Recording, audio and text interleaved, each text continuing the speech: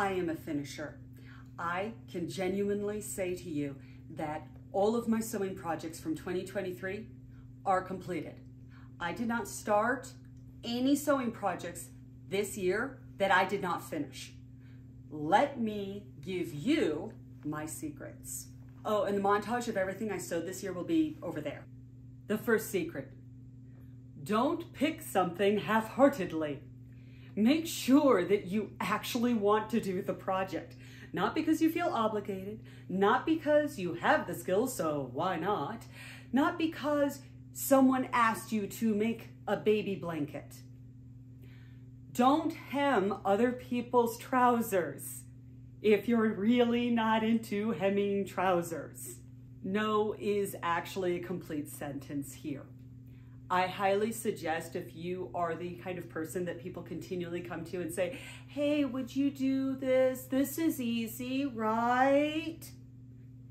One, no, it's not. Tailoring and altering things is a pain in the butt. No one wants to do your project. Go find yourself a tailor and pay them. Repeatedly post on your social media things like, I only sew for me. I am a deeply selfish seamstress, things like that. Protect your time and only pick out projects that you actually want to do. Number 2, don't bite off more than you can chew. All of us have different tolerances for the amount of challenge that we're willing to accept in a project before we fizzle out.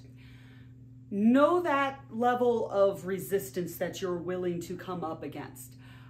It's very real, and that's a huge part of this. Match your projects to the actual time that you have. Match them to your skill level. Match them to your fundamental desires. Which leads me to number 3. Do you actually know what you want? Like you, not someone else, not your ancestors, okay? Just because your great-grandmother, your grandmother, and your mother all were phenomenal quilters does not mean that you are a quilter. Just because you inherited a whole bunch of craft items, that may not be your craft. You may also be ready to move on to a new craft. Make sure that you are actually doing current use personal interests and not past use personal interests. It is absolutely healthy and good for your interests to change over the years. You absolutely should be interested in a variety of things throughout the years in the crafty, creative world. That's normal, that's good. Is hobby craft item collection actually your hobby? That's okay if it is. In fact, I deeply support it because I have been the benefactress multiple times from an individual who collected a lot of really nice craft supplies but then never used it because they enjoyed the acquisition process and the storing process far more than the doing process. You just need to have a curation concept behind it, a budget, and then a releasing of the project plan for that kind of thing. Just admit to yourself what it is that you really like and gain all of the happiness that you can from whatever it is that you're doing. Number 4, is your stash the problem? Do an experiment. When you walk into your stash and open it up, are you filled with inspiration and joy, or are you filled with guilt? If you're filled with guilt, you're doing it wrong. Ask yourself, does your stash reflect current use projects, or are you wading through past use craft projects to get to everything else? Are you wading through nothing but distractions that don't have anything to do with what you're actually trying to do right now? Has your stash outgrown your honest ability to use? Happens to the best of us. Is your stash actually useful? Sometimes we skill progress past the current items that we have, and we should actually go ahead and let go of that yarn that is really terrible because we've elevated our skill level really past that. And that's not fun to knit with.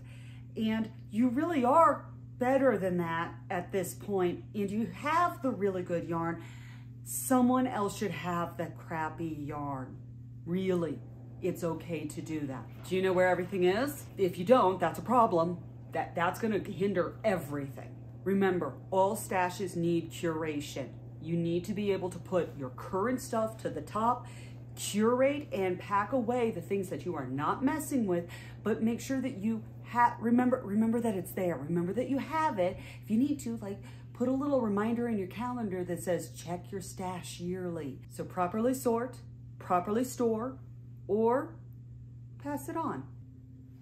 If your stash is causing you guilt or grief, that is going to slow down everything that you do.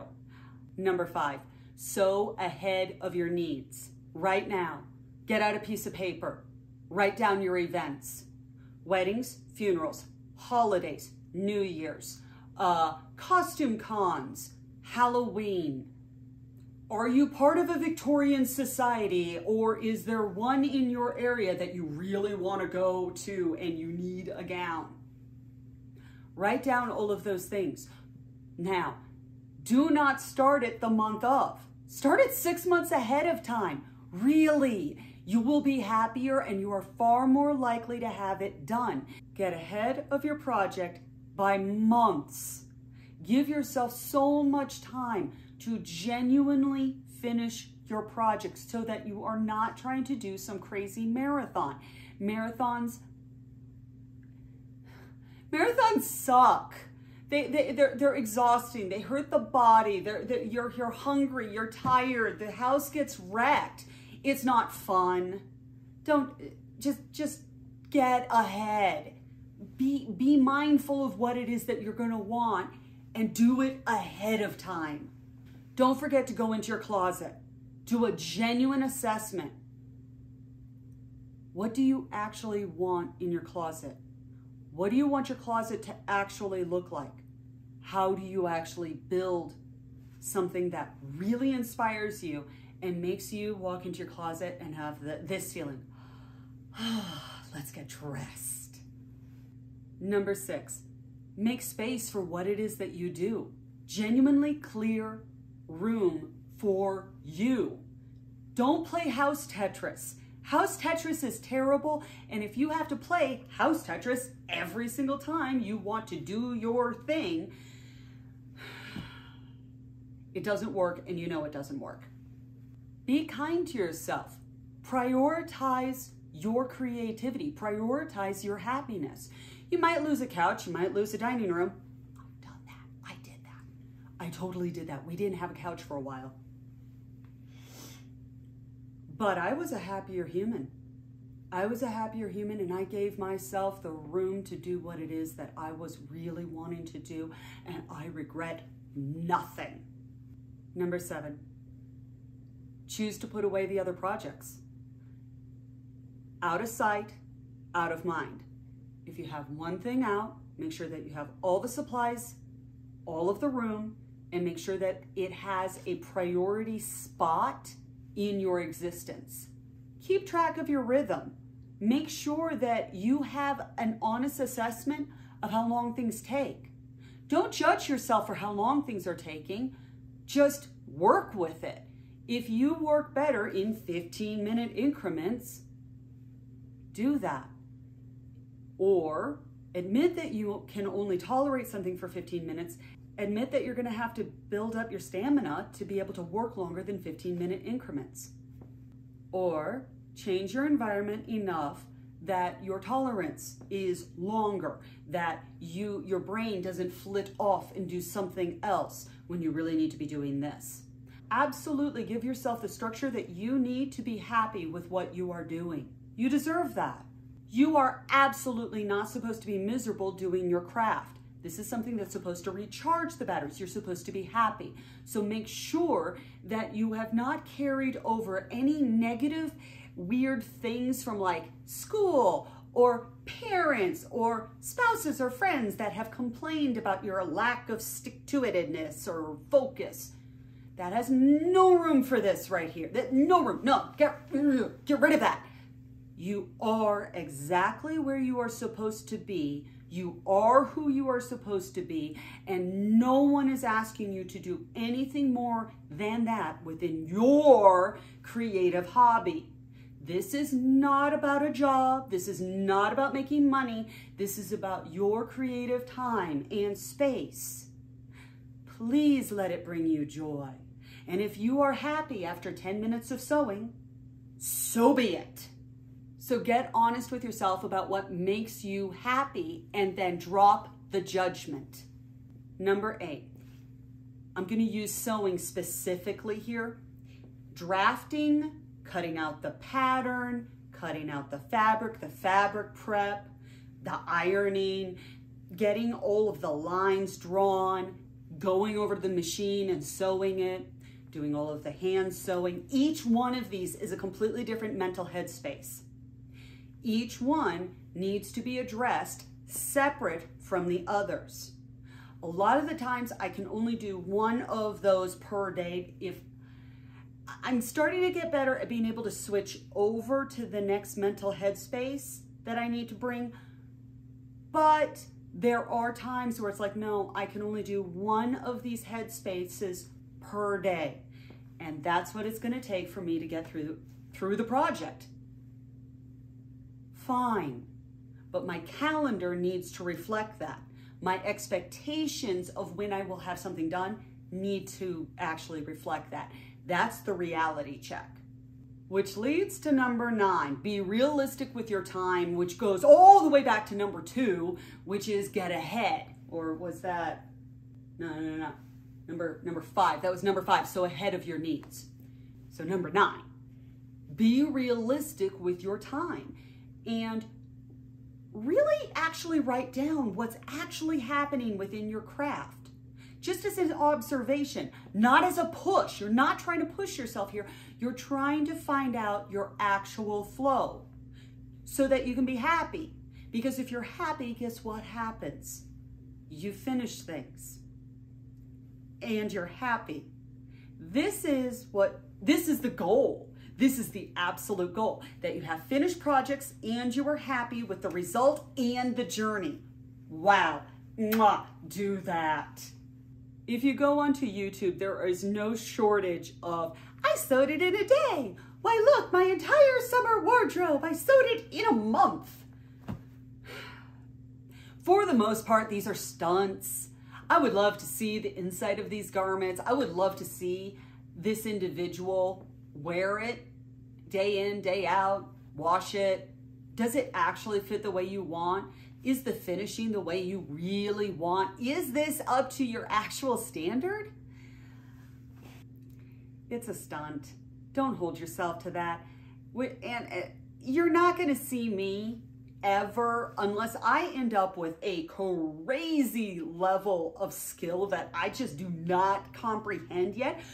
And that's possible. I could just be completely oblivious to the skill levels of other people. But for the most part, like,